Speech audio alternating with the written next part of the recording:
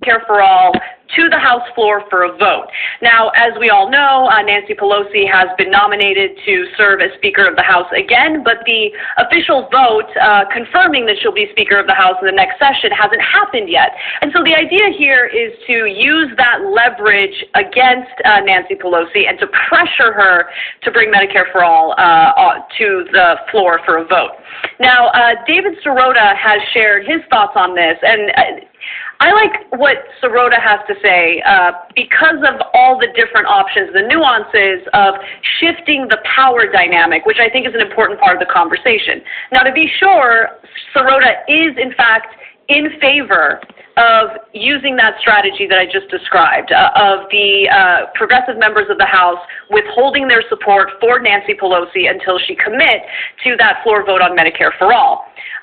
But he does also acknowledge that this would be a performative vote, writing only asking for that performative vote rather than asking for things that might change the structural power dynamic would be a waste, and yet another instance of progressives reverting to a feckless tradition of prioritizing.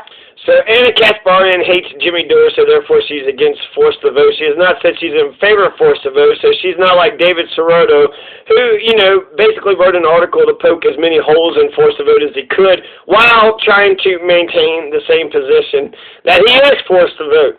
I am forced to vote. I also think this is also what we should do, and this and that, but everybody quotes him that hates Jimmy Dore, just, criticizing Jimmy Dore, but not actually coming up with an alternative or a better idea.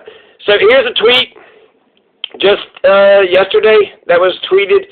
So Jimmy Dore did a TYT keeps shamefully squeezing followers for cash video on YouTube, and Jimmy Dore had replied, I don't know who started this, but Jimmy Dore to Anna Kasparian, you should be ashamed, but of course someone who gives tongue baths to war criminals for money has no shame. You're constantly making constantly phony marketing campaign of shilling for cash from poor people during a pandemic and depression is disgusting. You sound like televangelist.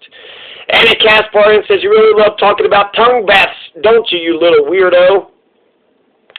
And then here, Anna Kasparian says, it's true, we're mostly funded by our audience, and TYT is a company with multiple shows and dozens of employees. Congratulations on discovering this damning fact about us. That's in response to a tweet that said, I do find it funny, though, how Anna Kasparian calls Jimmy Dore a grifter. That's enormous projecting. I subscribe to all progressive YouTube media. Is everything from Sam Cedar and TYT to Nico House and Lee Camp. TYT, especially Jink, ask for money endlessly, whereas Jimmy never does, and that's absolutely true. Jink always asks for money. Jimmy never asks for money. So the feud still carries on. Anna Kasparian is sitting there saying, well, we make money, so what? We're capitalists. What does that mean? It means, you're taking bribes, right? So how come you're not for Medicare for All? Maybe because you're taking all those bribes, and now, just like the politicians, what's that thing in Batman? You either live it long enough to become the hero or to become the enemy of the hero or some shit like that. But yeah, Anna Kasparian, you really love talking about tongue baths, don't you, little weirdo, about that? He is saying that her interview with Madeleine Albright was a softball interview. So that's just a term, tongue bath, is just saying how gentle she was to Madeleine Albright when it came to her questioning, this former Secretary of State that said 500,000 Iraqi children was a price that they were willing to pay for the sanctions or whatever the policy on Iraq was during the Clinton administration. And so this just seems like she's pseudo-imperialist or kind of okay with imperialism. She could talk with imperialists, and seems like she's not really asking tough questions. And so her saying you love talking about tongue baths and saying you're a little weirdo, no, it's just a good term to say, okay, was that a softball interview? No, that was a tongue bath interview. So that was a good moment, I think, actually, with Jimmy Dore in Russia Today, because look at it. It's a damn tongue bath. Look at it.